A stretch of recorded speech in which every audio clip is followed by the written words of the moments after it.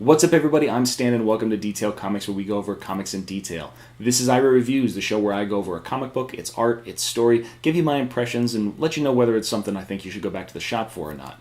We're going to be talking about S.H.I.E.L.D. number 14. So S.H.I.E.L.D. number 14 is a tie-in to the Clone Conspiracy. So this is the ongoing saga written by Dan Slott that's taking the adventures of Peter Parker and spanning them across the Spider-Verse. And the reason I say Spider-Verse is because this is really heavily relying on the product of Spider-Verse. It's just like there's so much stuff playing into that and other things that he's done. It's just like, okay, you've got to have your continuity kind of in order to understand where these things are going. But to start off with Silk, we see that Cindy Moon now has all the things that she really wanted in life. Her family's returned from the negative zone, her brother's no longer in a gang, and because of her good deeds in tracking down the Black Cat and helping break up her organization, she's got a sweet pad that's given to her by S.H.I.E.L.D., so that's pretty cool too. The unfortunate thing is that Cindy Moon has been alone for so long that she finds herself removing herself from this situation. So the family is great, the mom and the dad and the son, they're all back together and they feel so happy, but ultimately they do notice the lack of Cindy's presence, as well as her therapist, who doesn't necessarily know why she's skipping her sessions.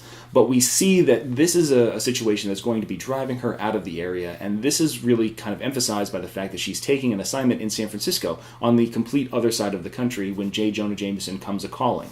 So that's going to be like her friends understand that she's going through some trouble, but the big thing is that Spectro, her kind of like ghost ex-boyfriend, is there kind of comforting her. So Hector, I'm pretty sure that's his name. So Hector is there, and there's a lot of stuff that happens in the middle of this comic book that is them on a plane or in a taxi cab trying to develop Silk's character and trying to develop Cindy Moon's character. And, it's cool-ish. To be honest with you, I found it a little bit...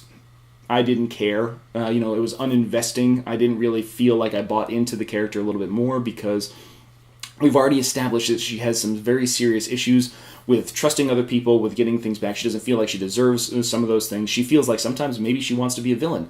That was justified in her previous arc, and the fact that we're kind of tying in this whole negative zone thing and her father going into this mysterious building and whatnot is just really confusing to the overall storyline, and the fact that we're now tying it into the clone conspiracy feels very tangential. It feels like it's definitely something that you don't want to explore at the core part of Silk, because you're not even Silk anymore. She comes up with this alter ego that Hector, Spectro calls Silkworm because, well, she does the smart thing. If she's in another city, she comes up with another identity so that way people don't connect her, but those are things that we've taken for granted in comic books for years. So it's cool to see that somebody at least had that idea finally, but it's not necessarily something that excites me about this aspect of her romping around in a new costume.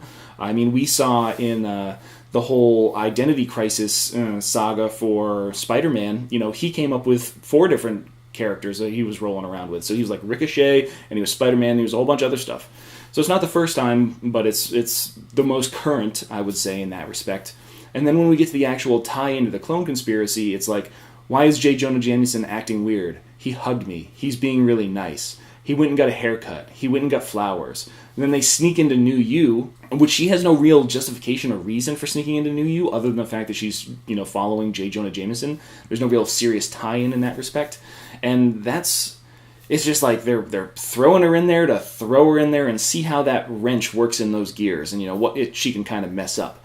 And then we see they discover the cloning experiment. Somehow they can detect Spectro on the intruder alerts. And then finally Maddie Franklin, the third Spider-Woman or whatever, she shows up. As far as a clone conspiracy tie-in, as far as the Silk book, it's focused on Silk in some respects. It's trying to develop her character. It's trying to give her more depth in those things.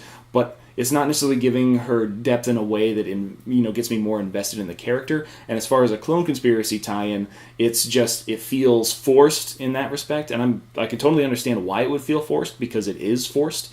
You don't necessarily need to tie this book into the clone conspiracy, unless you're going to start bringing Ezekiel back and a whole bunch of other stuff that really is relevant. And I'm sure that they will. I'm sure that's going to happen. But right now, it just doesn't necessarily make logical sense for her to be thrust into this whole crossover universe.